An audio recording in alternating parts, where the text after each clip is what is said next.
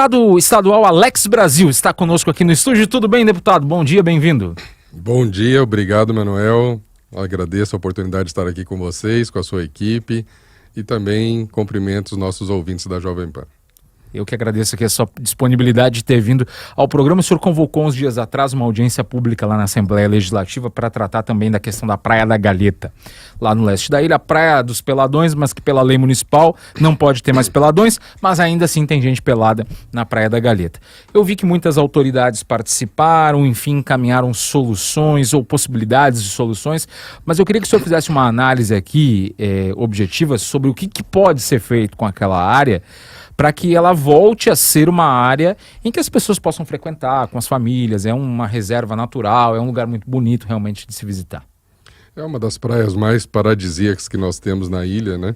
Nós que somos abençoados por ter tantas praias lindas, mas realmente ali deixou de ser um ambiente familiar para ser um ambiente de tudo que é coisa errada, né? Venda de droga, consumo, sexo ao ar livre, atentado ao pudor, casos de estupro. Então a gente realmente chamou para dentro da Alesc uma audiência pública para tentar entender melhor as posições. Foram muitas associações, foram mais de 10 associações representadas pelos seus líderes. Ouvimos também o pessoal da Polícia Militar, da Polícia Civil, do Ministério Público, deputados, vereadores, todos se manifestaram. Penso que foi uma audiência que elevou o debate. E eu agradeço a presença de todos que compareceram.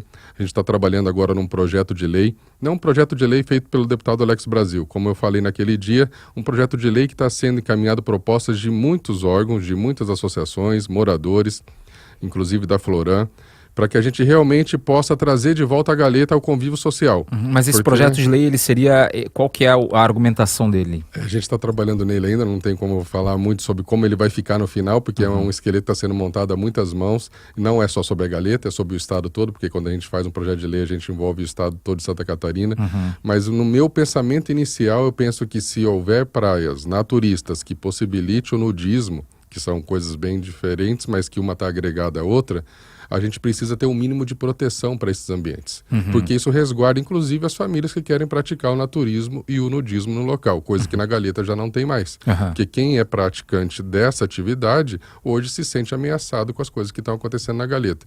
Então a gente vai tentar fazer algo que atenda os anseios das comunidades, mas gerando proteção necessária para esse desenvolvimento. Seria não uma proteção... Quando a gente pensa proteção para um local como esse, imediatamente a gente pensa que poderia ser cercado, mas não é nesse aspecto. Na verdade, cercar uma praia já é um pouco complicado, porque a lei rege que ela deve ser pública em sua essência. Por exemplo, se a gente pegar a Praia do Pinho, que é próximo da gente, ali na Interpraias, ela tem uma certa vigilância. Você tem regramento, as pessoas que entram lá são obrigadas a se identificar, você tem que seguir as regras do local, isso faz com que o local seja mais seguro. Impor um protocolo seria, para todas as praias. Se você não consegue nem saber quem frequenta o local, você já está na insegurança de qualquer um estar no local. Seja aquele que quer vender droga, seja aquele que quer fazer sexo proibido num local público, e seja aquele que só gostaria de ir fazer a participação dele no naturismo, no nudismo, curtir o local. Então a gente vai tentar chegar num denominador comum para todos aí. Talvez a Galheta nem seja a praia ideal para esse tipo de atividade, porque ela é uma praia de difícil acesso, não apenas para o usuário, mas também para a segurança pública, tem dificuldade de fazer ali o seu trabalho. Houve um comprometimento da segurança pública de haver mais monitoramento, inclusive através de drones, para tentar inibir um pouco das coisas erradas que estão acontecendo lá. Num primeiro momento eles tinham um pouco de receio, porque como tem gente que pratica o nudismo, você está com o drone lá, você está filmando a pessoa exposta totalmente. Mas se ele está lá fazendo isso é porque ele também está tranquilo com a passagem dele por lá, foi o que foi debatido na nossa audiência. Então a gente está tentando fazer essa junção de forças aí, de proposições, para que a gente possa, muito em breve, dar segurança para quem quer praticar o naturismo, quer fazer o nudismo, mas em locais adequados. O senhor está gostando aí da experiência na Alesc? É uma experiência positiva, eu penso que a gente começou Acho que é a primeira vez que o senhor está num mandato oficialmente, né? Oficialmente. Antes eu estava como suplente, assumi por 60 dias, deu para pegar já um pouco... Foi candidato a prefeito de Florianópolis? Fui candidato a prefeito, estive contigo nas suas entrevistas. Mas agora a gente estando dentro, a gente fala, agora a gente está dentro do sistema, a gente tem condições de fazer mais do que apenas criticar como a gente estava antes fora, né? Fazendo as nossas ações de rua, tentando dar uma direção. Dentro a gente vem fazendo isso, chamando audiência pública, fazendo denúncias.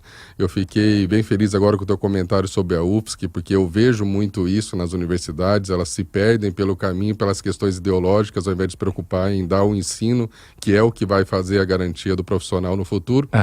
Eu já fui uma pessoa que denunciou... Tem uma turma que é contrária dentro da UFSC. Eles falam que eu persigo a UFSC, mas é que a UFSC é um prato cheio de coisas erradas que a gente percebe e acaba denunciando sempre. Mas que esse negócio aí da falta de recursos, diz que é uma turma que tem assim, que o pessoal que administra, eles olham, planilheiro, né? O pessoal olha lá a planilha e diz assim, pô, mas tá faltando dinheiro aqui, ali, acolá. Mas nós temos que pedir dinheiro pro governador Jorginho. Diz que é uma turma que é ideológica, que é contra isso. Mas é que entre a ideologia e a necessidade ela é maior do que a ideologia. Com certeza. Aí a UFSC tem que funcionar. Parar de funcionar porque não tem recurso é um absurdo. Eu já tive alguns embates ali deles fazerem barricadas, acorrentar os portões, não deixando os pais entrar com os alunos no colégio de aplicação, que fica dentro do campo da UFSC. Eu fui lá, comprei um alicate gigante, cortei a corrente, abri o portão e mandei todo mundo entrar. Então são coisas que a gente, não dá para aceitar. E as barricadas é a depredação do patrimônio público. Eles pegavam carteiras da sala de aula, pegavam tudo que tinha, faziam aquele amontoado de coisa, colocavam até fogo. Eu denunciei no Ministério Público e na Polícia Federal. Pela primeira vez, a Polícia Federal intimou o DCE para prestar esclarecimento sobre a ocorrência. O Ministério Público engavetou, eu fui lá, pedi uma audiência pública, daí o rapaz que estava tocando ali, o promotor, se tirou do processo, colocou uma colega, a colega demorou mais 6 meses e arquivou em definitivo. Porque segundo ele havia uma relação direta dele com o reitor, então a gente vê que às vezes as coisas acontecem também porque existe um certo conchavo de proteção para deixar rolar da forma como está rolando. Ontem eu fiz uma denúncia falando sobre as universidades, aproveitando o tema, cotas trans. Isso está acontecendo na UFSC, está indo para a UDESC.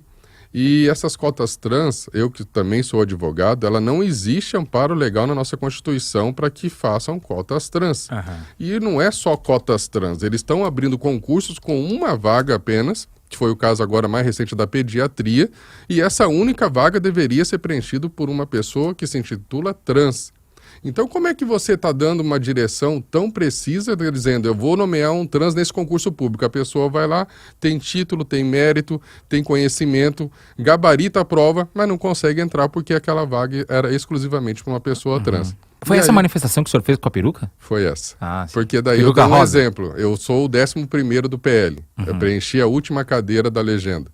Só que se nesse momento a gente criasse uma regra que a cota trans deveria ser a prioridade, eu ficaria na frente, inclusive, da única mulher eleita com 200 mil votos no estado, que é a Ana Campanholo. Porque eu coloquei uma peruca e disse que sou trans. E o que vai dizer que eu não sou trans? Qual é a regra para titular se uma pessoa é trans ou não é? O que ela precisa ter como características? Isso não tem.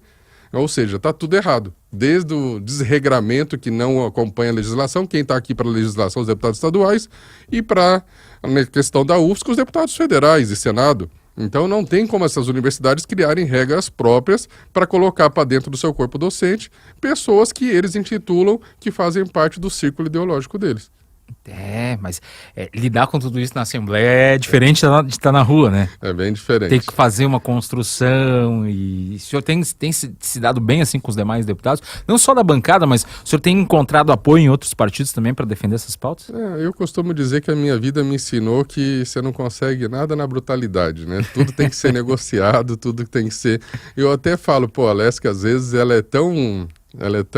Todo mundo é amigo de todo mundo é próximo, todo mundo se cumprimenta, é bem diferente do Congresso. Eu já participei bastante das atividades da Câmara de Deputados Federais e lá o pau pega, todo mundo vai para cima. Aqui todo mundo é praticamente colega de todo mundo, então fica às vezes difícil você gerar um embate um pouco mais acirrado, mas as construções dos projetos passam pelas comissões, onde todos os deputados participam. A gente tem que sempre caminhar pelo modo construtivo da coisa, pelo enfrentamento dificilmente aprova alguma coisa ali. Com certeza. certeza. Uma última pergunta aí, o que o senhor está achando aí de toda essa confusão aí envolvendo o Bolsonaro? Está lá sendo julgado pelo STF para saber se vira réu ou não vira réu, ele mais 7 pessoas, em grande parte ali pessoas que ocuparam cargos estratégicos no governo dele, numa investigação que envolve ali apurações acerca de um suposto golpe de Estado que foi ali arquitetado, chocado por eles. Como é que o senhor está acompanhando isso aí?